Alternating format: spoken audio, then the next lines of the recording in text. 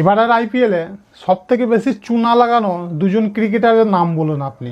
অবশ্যই আপনি ধরে নিয়েছেন দুটো নাম, একটা হচ্ছে ঋষভ পান্ট আর দ্বিতীয় হচ্ছে ভেঙ্কটেশ আয়ার। ঋষভ পান্টের কথা আমি পরে বলবো, প্রথমে আমি বলছি ভেঙ্কটেশ আয়ারের কথা। ভেঙ্কটেশ আয়ার নিজের টিম অর্থাৎ কলকাতা নাইট রাইডার্সকে কীভাবে চুনা লাগিয়েছে সেটা আমরা প্রত্যেকে দেখেছি। আপনার হয়তো স্টকে আর কোনো গালাগালি নেই যে গালাগালিটা আপনি বাঁচিয়ে রেখেছেন ভেঙ্কটেশ আয়ারের জন্য।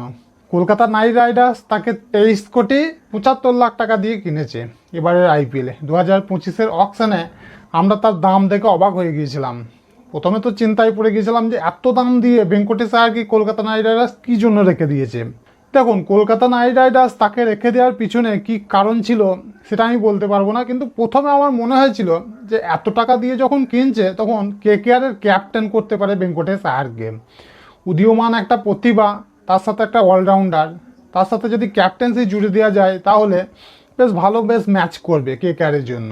কিন্তু আমরা গোটা সিজন ধরে কি দেখলাম, ভেঙ্কটেশ আয়ার ব্যাট করতে নামছে 3-4টে উইকেট পড়ার পর, তার সাথে ক্যাপ্টেন্সি তো ছেড়ে দিন, আগেই কেড়ে নেওয়া হয়েছে, যেটা আনেকে দেওয়া হয়েছিল। আর যেটা আমি সব থেকে বেশি ধরেছিলাম সেটা হচ্ছে ভেবেছিলাম ভেঙ্কটেশ আয়ার অলরাউন্ডার হিসেবে খেলবে, অর্থাৎ বল করবে, বল করার সাথে সাথে মিডিল অর্ডারে ব্যাট করবে। তার জন্য 23,75,00,000 টাকা খরচ করাটা স্বাভাবিক হতে পারে। যদিও এটা একটা খুব বড় একটা অঙ্ক বা বড় অঙ্কের টাকা, তা সত্ত্বেও মনে হয়েছিল যে এই সমস্ত যদি জায়গায় তাকে কাজে লাগানো যায় তাহলে এই টাকাটা ঠিক আছে কাজে লাগবে। কিন্তু দেখলাম কি গোটা সিজন ধরে কেকেআর তাকে ঠিকভাবে কাজেও লাগালো না, কিছুই না।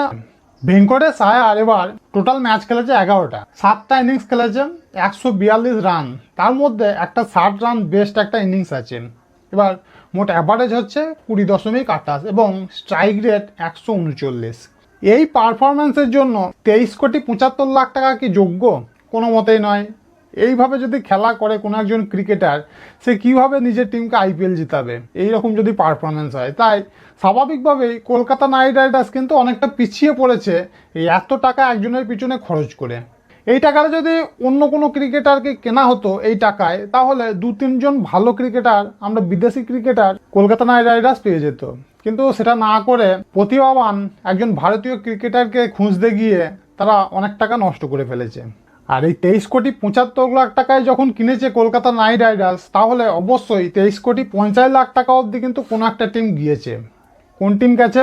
এবারের champion royal Challengers Bangalore. Royal Challengers Bangalore যখন অকশনের সময় ডাকাডাকি করছিল কলকাতা নাইট রাইডার্সের সঙ্গে, তখন বুঝতেই পারছিলাম যে ব্যাঙ্গালোর কিন্তু ভালো রকমভাবে ঝাঁপিয়েছে ভেঙ্কটেশ আয়ারের জন্য, কিন্তু তারা শেষ অবধি তাকে কিনতে পারেনি। তার পরিবর্তে তারা অন্য কোনো প্লেয়ারকে কিনেছে, কিন্তু ভীষণভাবে ঝাঁপিয়েছিল ভেঙ্কটেশ আয়ারকে নেওয়ার জন্য। এবার তারা তাকে না নিয়েও এবার কিন্তু আরসিবি চ্যাম্পিয়ন হয়েছে।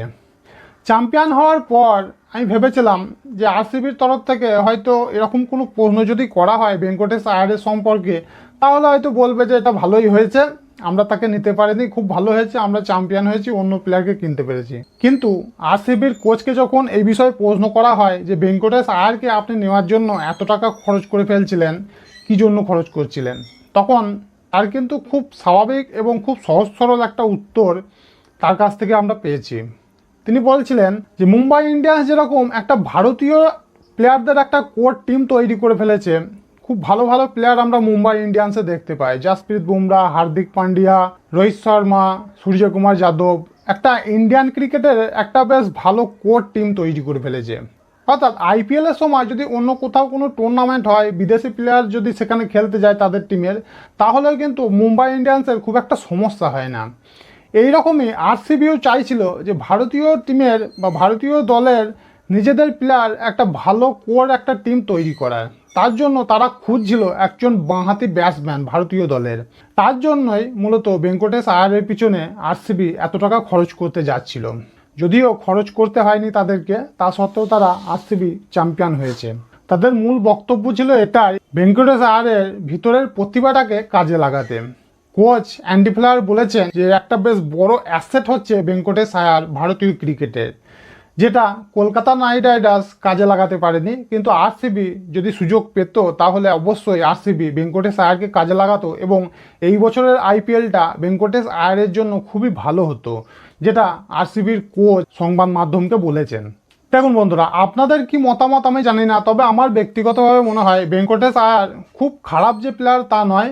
ভেঙ্কটেশ আয়ারের মধ্যে প্রতিভা অবশ্যই আছে, তা না হলে কলকাতা নাইট রাইডার্সের হয়ে কিন্তু ভেঙ্কটেশ আয়ার বেশ ভালো যোগদান আছে, ভালো কিছু পারফরমেন্স আছে। তা সত্ত্বেও ভেঙ্কটেশ আয়ারকে কাজে লাগানো যায়নি। 3-4টে উইকেট পড়ার পর নামানো হয়েছে ভেঙ্কটেশ আয়ারকে, যদিও এটা তার স্বাভাবিক নামার জায়গা নয়।